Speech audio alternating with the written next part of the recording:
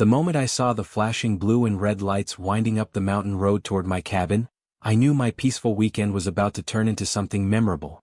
What I didn't expect was for it to become the most satisfying conversation I'd had all year. Let me back up and explain how I ended up owning an entire mountain while a HOA Karen thought she could have me arrested for existing on it. My name is Daniel Crawford and I'm what you might call tech money. Not the flashy kind that buys yachts and sports teams, but the quiet kind that buys mountains when they come up for sale.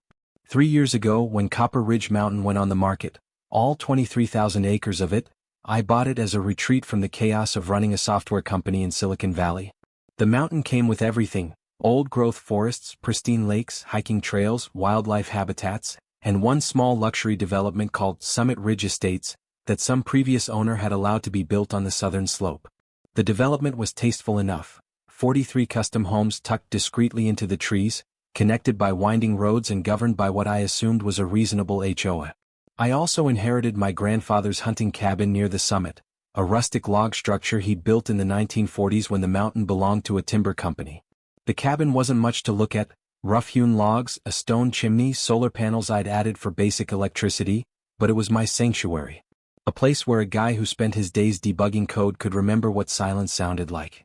That's where I was on this particular Saturday morning, sitting on the cabin's porch with a cup of coffee and watching the sunrise paint the valley below, when I spotted the golf cart making its way up the old logging road that led to my cabin.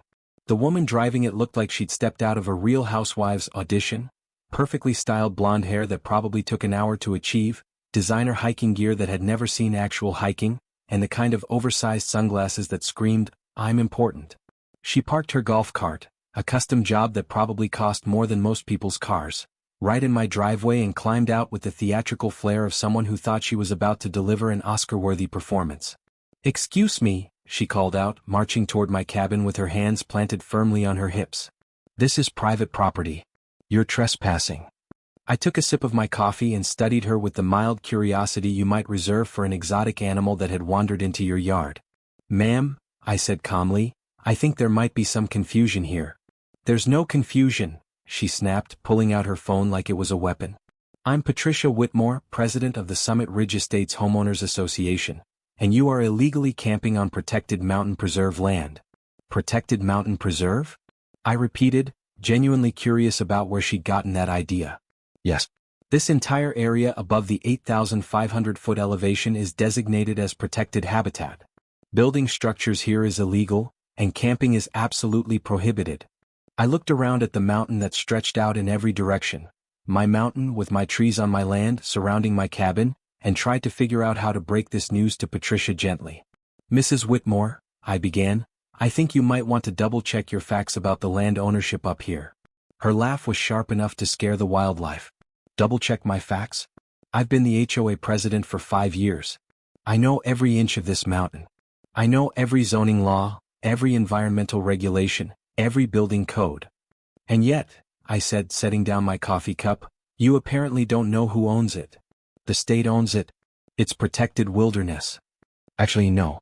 A private individual owns it." "That's impossible. Nobody can own an entire mountain."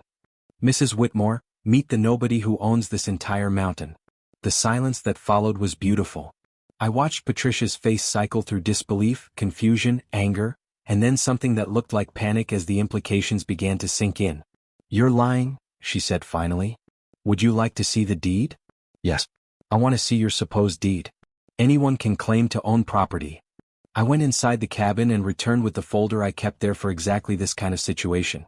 Property deed, survey maps, tax records, forest management permits, everything that proved my ownership of Copper Ridge Mountain from base to summit. Patricia snatched the papers from my hands and studied them with the intensity of someone looking for a forgery. She turned pages, held documents up to the light, and squinted at every detail like she was examining the Dead Sea Scrolls. This can't be right," she muttered. 23,000 acres? Nobody owns 23,000 acres." "I do. But what about our community? What about Summit Ridge Estates? What about it? We live here. We own homes here." "Yes, you do. On my mountain." That's when Patricia made the call that would turn this from a simple misunderstanding into the most entertaining morning I'd had in months. 911? "Yes, I need police immediately. There's a man trespassing on protected mountain land, and he's making threatening statements about owning private property. While Patricia gave the dispatcher a dramatically embellished version of events, apparently I was now a potentially dangerous squatter making false claims about land ownership. I called my property manager, Kate Sullivan. Kate, it's Dan. I'm up at the cabin, and the HOA president from Summit Ridge just called the cops on me for trespassing on my own mountain. Oh no, Kate said, and I could hear her keyboard clicking in the background. Let me guess, Patricia Whitmore? You know her? We've had interactions. She's been calling our office for months demanding to know who owns the protected land around their development. We kept telling her to check the county records, but apparently she never bothered. Well, she's about to get educated. The police are on their way up. Dan, you need to call Jim Peterson at the law firm. Patricia's been making noises about environmental lawsuits and eminent domain. This could get complicated. As I hung up, Patricia finished her dramatic performance for the 911 dispatcher and turned back to me with a triumphant smile. The police are on their way and they're bringing a Forest Service officer. When they see your illegal cabin and fake documents, you're going to be in serious trouble. Mrs. Whitmore, before the cavalry arrives, could you help me understand something? When you bought your house in Summit Ridge Estates, did anyone explain to you where exactly you were building? Of course they did. We're in a private gated community on the southern slope of Copper Ridge Mountain. And who did you think owned the rest of the mountain? The government. It's protected wilderness. That's why our property values are so high. We're surrounded by pristine public land that can never be developed. I had to admire the logic even if it was completely wrong. Patricia had built her entire understanding of her community's value on the assumption that she was surrounded by government-protected wilderness. The idea that someone actually owned all that pristine public land had never occurred to her. 20 minutes later, we heard the distinctive sound of vehicles struggling up the mountain road. 2 county sheriff's cruisers and a Forest Service truck came bouncing up the logging road, their occupants probably wondering why they'd been called to referee a property dispute at 9,000 feet above sea level. Sheriff's Deputy Collins climbed out of the first cruiser, looking around at the pristine mountain scenery with the expression of someone who'd rather be dealing with normal crime in normal places. Good morning, folks. We received a call about trespassing? Patricia rushed toward him like he was her personal knight in shining armor. Officer, thank goodness you're here. This man is illegally camping on protected mountain preserve, and he's claiming he owns the entire mountain. Deputy Collins looked at me, then at the cabin, then back at Patricia. Ma'am, you said this was protected preserve land? Yes. Everything above 8,500 feet is protected wilderness. Building anything here is illegal. Sir, Deputy Collins said to me, do you have documentation showing you're allowed to be here? I handed him the same folder Patricia had examined. Deputy Collins studied the papers with the careful attention of someone who'd learned not to assume anything in property disputes. Mr. Crawford, he said after several minutes, these documents show you own this property. Yes, sir. My company bought the mountain 3 years ago. The entire mountain? Yes, sir. All 23,000 acres from the base to the summit. Deputy Collins looked at Patricia, who was standing there with her mouth hanging open like she'd just witnessed a magic trick. Ma'am, according to these documents, Mr. Crawford owns this land. That's impossible. Patricia shrieked. You can't buy a mountain. The government doesn't sell mountains to private individuals. Actually, ma'am, they do. It happens all the time. That's when Forest Service Officer Rodriguez joined the conversation, carrying a tablet and looking like he was already dreading the paperwork this would generate. I understand there's a question about land ownership and forest management up here? Yes, Patricia said desperately. This man is claiming he owns protected wilderness. Officer Rodriguez looked at the documents Deputy Collins handed him, then pulled up something on his tablet. Actually, ma'am, Mr. Crawford does own this land. We have all his forest management permits on file. Forest management permits? Yes, ma'am. When you own this much forested land, you're required to file management plans with the Forest Service. Mr. Crawford's been very cooperative with all the environmental requirements. I watched Patricia's worldview crumble in real time. The confident, entitled woman who'd been threatening me 10 minutes earlier now looked like someone had just explained quantum physics to her using finger puppets. But what about our community? What about Summit Ridge Estates? What about it? Officer Rodriguez asked. We live there. We have property rights. Yes, ma'am, you do. You own your homes. You just don't own the mountain they're sitting on. But our real estate agents told us we were surrounded by protected wilderness. Ma'am, Deputy Collins said gently, It sounds like you might want to have a conversation with your real estate agent about the difference between private and public land. Patricia turned to stare at me with the kind of expression usually reserved for natural disasters. You really own the entire mountain? Yes, ma'am. Every tree, every rock, every hiking trail, every lake, all of it. How is that legal? Because I bought it from the previous owner who bought it from the timber company that used to log it. But what about environmental protections? What about wildlife habitats? I'm required to maintain the environmental integrity of the land as part of my ownership. The Forest Management Permits Officer Rodriguez mentioned ensure that I'm following all the conservation requirements. Patricia was pacing now, her designer hiking boots kicking up dust as she tried to process this information. This changes everything, she muttered. Our entire community value proposition is based on being surrounded by protected wilderness. Mrs. Whitmore, I said, you are surrounded by protected wilderness. It's just privately protected instead of government protected. That's not the same thing. Actually, it's often better. Government protection can be changed by politicians. Private conservation is permanent as long as the owner wants it to be. But you could change your mind. You could decide to develop the mountain. I could, I agreed. But why would I? I bought this mountain because I wanted to preserve it, not destroy it. Deputy Collins closed his notebook with the air of someone who determined this was a civil matter way above his pay grade. Mr. Crawford, is there any restriction preventing Mrs. Whitmore from being on this road? No, sir. The logging road is part of the historical access route to the residential area. As long as people aren't damaging the property or harassing the wildlife, they're welcome to use it. And your cabin?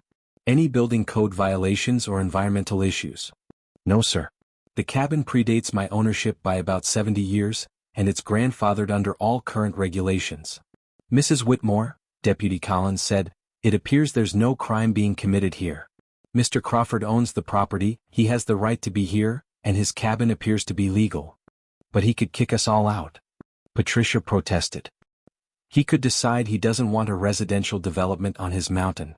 Ma'am, that would be a civil matter between you and Mr. Crawford. It's not something for law enforcement. As the officers prepared to leave, Patricia made one last desperate play. What about environmental impact? Surely there are regulations about what he can do with the land. Officer Rodriguez looked up from his tablet. Ma'am, Mr. Crawford has filed all the required environmental impact assessments. His stewardship of this mountain has been exemplary. If anything, the land is in better condition now than when he bought it. Better condition? Yes, ma'am. He's invested heavily in trail maintenance, wildlife habitat improvement, and forest fire prevention. This mountain is a model of private conservation. The silence that followed was broken only by the sound of wind through the pine trees and a distant eagle calling from somewhere higher up the mountain. Patricia climbed back into her golf cart, but she wasn't finished. This isn't over, she announced. I'm calling an emergency HOA meeting. We need to discuss the implications of this development. Mrs. Whitmore, I said, that's your right. Just remember that your community center is also on my mountain. The look on her face as that fact registered was almost worth the interruption to my peaceful morning. As the vehicles pulled away, leaving me alone with my coffee and the mountain silence I'd come here to enjoy, I reflected on the bizarre encounter I'd just had. Patricia Whitmore had called the police on me for illegally camping on my own property, apparently unaware that she was living in a development built on my mountain. But the most amazing part was that this wasn't really my fault. I hadn't deceived anyone, hadn't hidden any facts, hadn't misrepresented anything about my ownership.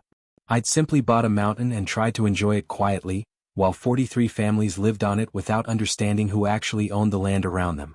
My phone rang, interrupting my thoughts. Kate Sullivan, my property manager. Dan, how did it go with the police? About as well as you'd expect. Patricia spent 20 minutes insisting I was trespassing on government land before the officers explained property law to her. She's calling for an emergency HOA meeting tonight. Are you planning to attend? Should I? Probably. If you don't show up, she'll spend the entire meeting telling everyone you're some kind of environmental threat. If you do show up, you can explain your conservation efforts and maybe calm people down. Kate, these people bought homes on my mountain without knowing they were on my mountain. How did that happen? Honestly, I think the developer was deliberately vague about the land ownership. They marketed Summit Ridge as being surrounded by pristine wilderness without specifying that it was privately owned wilderness. Technically true but misleading. So the residents thought they were getting government-protected views forever? Exactly. And now Patricia's probably panicking because she realizes those views are only protected as long as you want them to be. That evening, I drove down the mountain to the Summit Ridge Estates Community Center. My community center, technically, to attend what promised to be the most interesting HOA meeting in the development's history. The scene that greeted me was like something out of a disaster movie. The community center was packed with residents who looked like they'd just been told their house was built on an active volcano. 43 families of successful professionals, doctors, lawyers, tech executives, retired corporate executives, all trying to process the fact that their entire community existed at the pleasure of a guy they'd never met. Patricia stood at the front of the room with a stack of papers and a PowerPoint presentation titled, Property Ownership Crisis: What We Know and What We Don't Know. Ladies and gentlemen, Patricia began, her voice carrying the tremor of barely controlled panic, we have a situation that threatens the very foundation of our community.